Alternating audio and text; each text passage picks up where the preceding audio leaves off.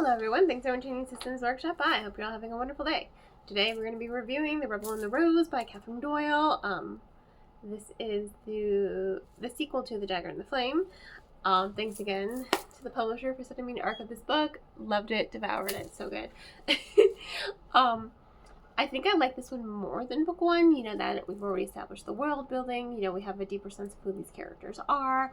I liked this enemies to lovers to enemies dynamic that's going on. One of the plot points I totally saw coming,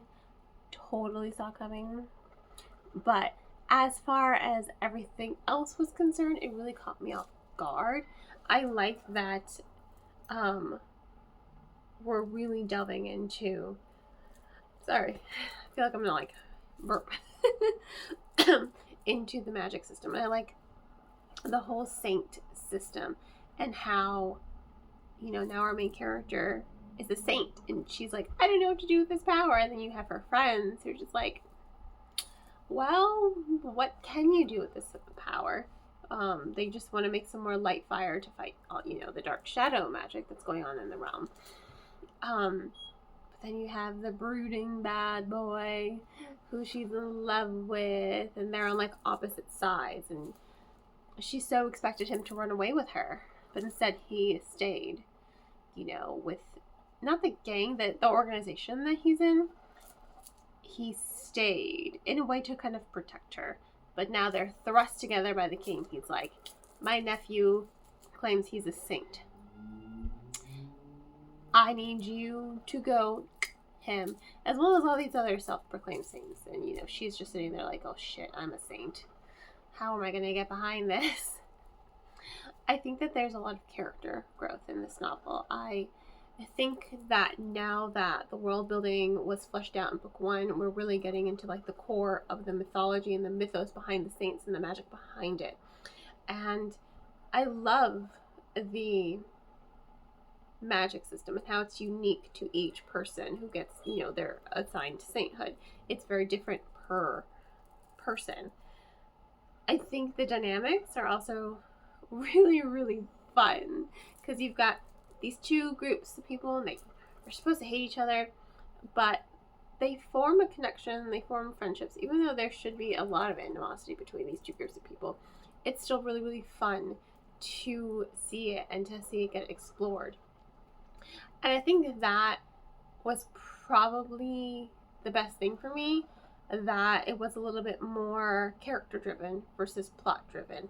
And I think they do have a perfect balance, a perfect marriage, that plot and character building, because they each affect each other.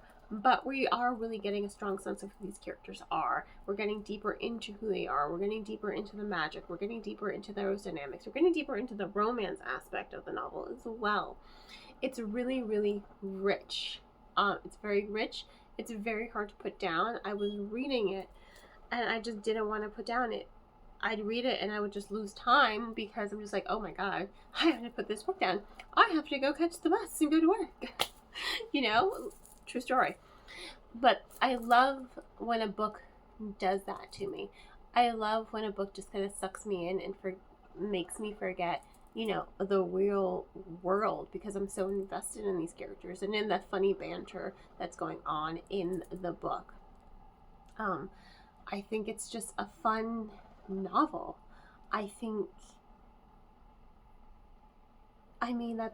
That's all I can say. It's fun.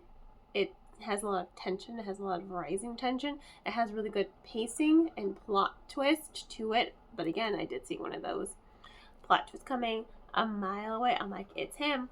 And what was it? It was him. And I was just like, called it. But that was the only plot point that I saw coming.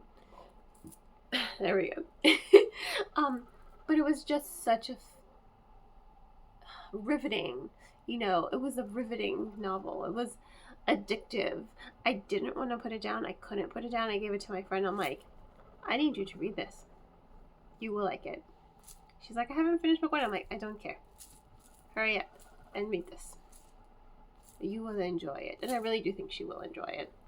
Because she likes things that are a little bit more character driven versus plot driven. And I do think that this novel especially more so than book 1.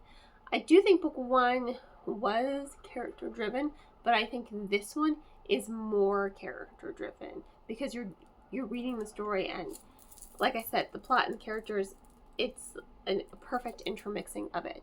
But because we're getting a little bit more into the characters and the banter and the humor and their personalities, it comes off as more character driven, which I really, really enjoy. It's a nice change of pace. You know, it's good to change pace every once in a while. But it was honestly such a good book. I cannot wait to see what's going to happen in book 3, because oh my god, that ending, I was like, okay, this is where we're at. All right. I can't wait to see what's going to happen in book 3. Please, publisher, please, be kind. Gift to me, book 2, book 3, por favor, please. Manifesting. So good. But yeah, honestly, really good book. Highly recommend it. So, on that note, thank you all for tuning in. Please don't forget to like, subscribe, and share with our book with your friends. I hope you all have a wonderful rest of your day, and as always, happy reading.